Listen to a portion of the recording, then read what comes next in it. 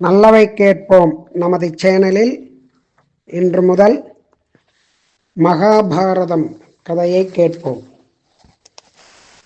பராசர மகரிஷியின் பிள்ளை வியாச பகவான்.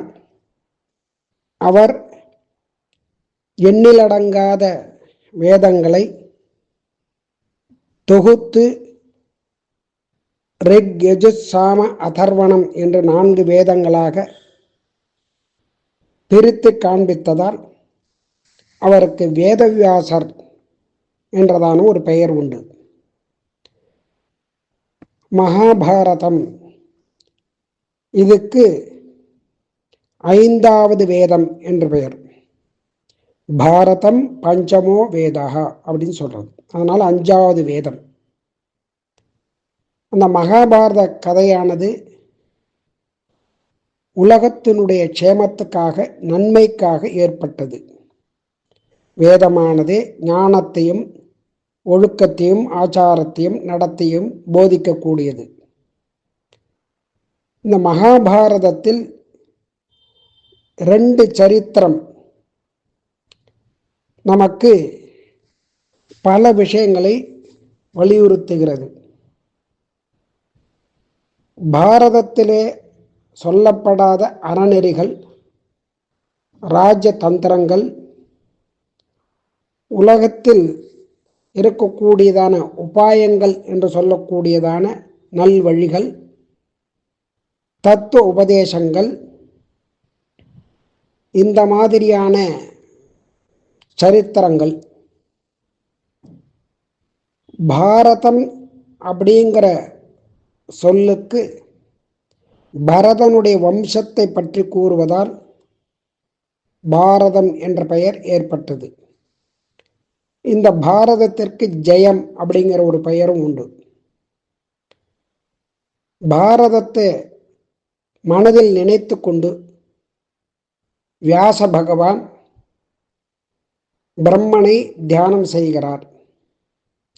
இந்த மகாபாரதம் என்பதான ஒரு சரித்திரத்தை எழுதுவதற்கு பூமியில் யாரும் இல்லை.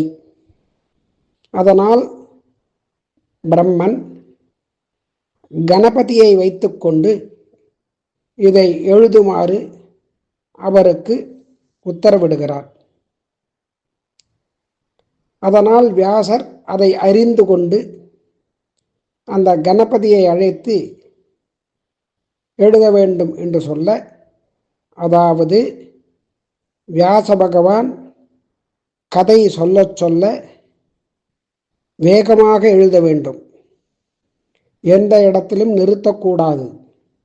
அப்படி எழுதக்கூடிய திறன் படைத்தவர் அந்த கணபதி. அதனால் வியாசர் சொல்ல கணபதி மகாபாரதத்தை எழுதினார் என்று கூறப்படுகிறது. அந்த காலத்தில் தட்டச்சு என்பது கிடையாது. அதாவது எழுத்து வடிவில் எந்த நூல்களும் கிடையாது. உபதேசமாகத்தான் எல்லா நூல்களுமே அமைந்திருந்தன. அதனால் உபதேசத்தை கேட்டுக்கொண்டு ஞாபக சக்தியினாலே எல்லா நூல்களும் இடம்பெற்றிருந்தது. வியாசர் தமது புத்திரனான சுகருக்கு இந்த மகாபாரத கதையை உபதேசம் பண்ணினார்.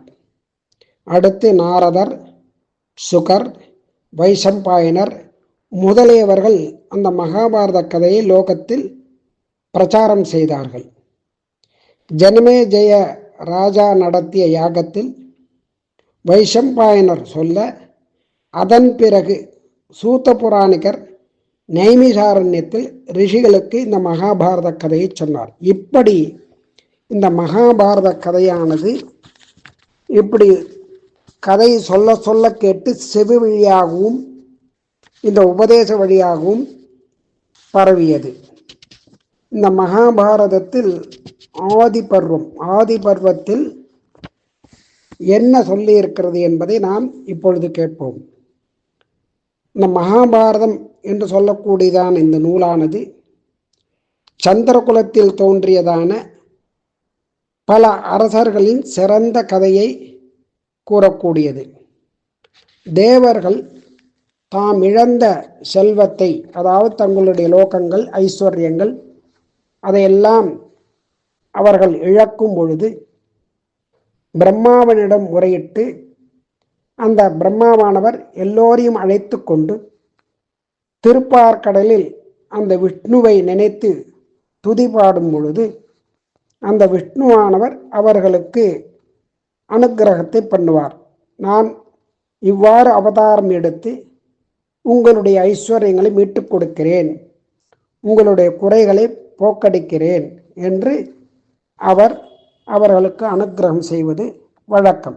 இப்படிதான் எல்லா புராணங்களும் கதைகளும் தோன்றியுள்ளன. அதே போன்று எங்கும் அந்த விஷ்ணுவை குறித்து இவர்கள் தியானம் செய்து அந்த திருப்பார்கடலில் அந்த மந்தரகிரியை மத்தாக நிறுத்தி வாசுகி என்ற பாம்பை கயிறாக கட்டி அந்த திருப்பார்கடலை கடைகிறார்கள். ஒரு பக்கம் தேவர்களும் மறுபக்கம் அசுரர்களும்.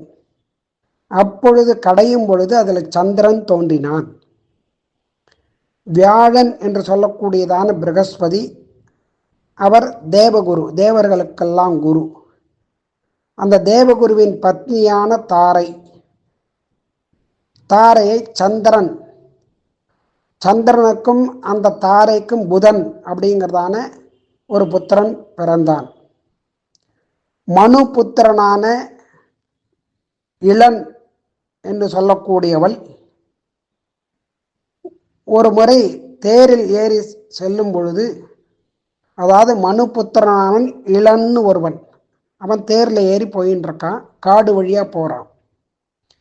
அந்த காட்டில் பார்வதி தேவிக்காக, அதாவது ஒரு சாபம் அந்த இடத்துல, அந்த காட்டில் யார் எந்த ஆண்கள் கால் வைக்கிறார்களோ அவர்கள் பெண்ணாக மாறிவிடுவார்கள்.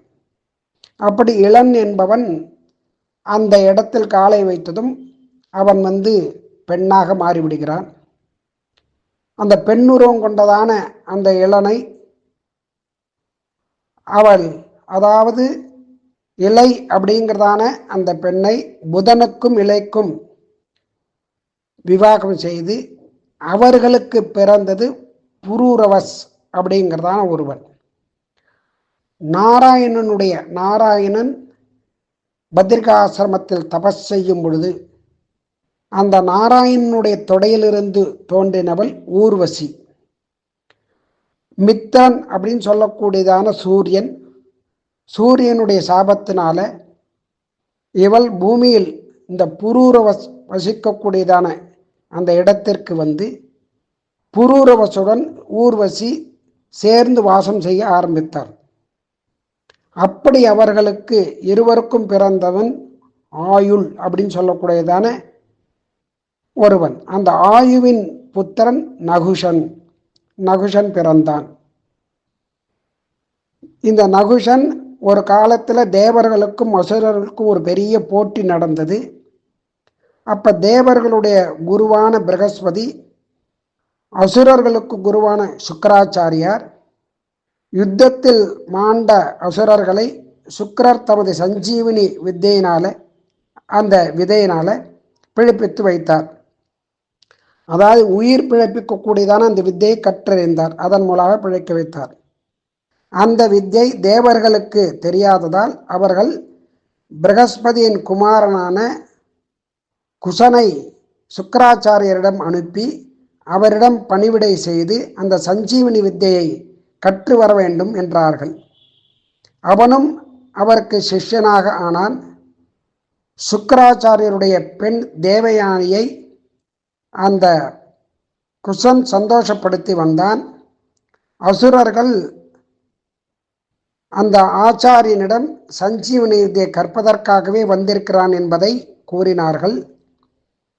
அவனை பல தடவை கொல்ல பார்த்தார்கள். சஞ்சீவனி வித்தையால் அவனை சுக்கிரர் பிழைப்பித்து வந்தார். ஒரு தடவை அசுரர் அவனை கொன்று அவனது சாம்பலை அந்த மதுவில் கலந்து விட்டார்கள். சுக்கிரருக்கு கொடுத்து விட்டார்கள். அதையும் தேவயானி இவன் வரவில்லையே என்று வருத்தப்பட அவர் மந்திரத்தை சொல்லி அழைக்க அவர் வயிற்றிலிருந்து அனுக்கிரகிக்க கூறினார். பிறகு சுக்கிரர் அவனுக்கு மந்திரோபதேசம் செய்ய அவன் வயிற்றிலிருந்து கிழித்து வெளிவந்து அந்த மந்திரத்தை ஜபிக்க சுக்கிரருக்கு உயிர் வந்தது. சில காலம் பொறுத்து தேவயானி தன்னுடைய சகோதரி மாதிரி என்று கூறி அவனை மணக்காமல் போக அவன் இந்திரலோகம் சென்றான். மற்றவை நாளை கேட்போம்.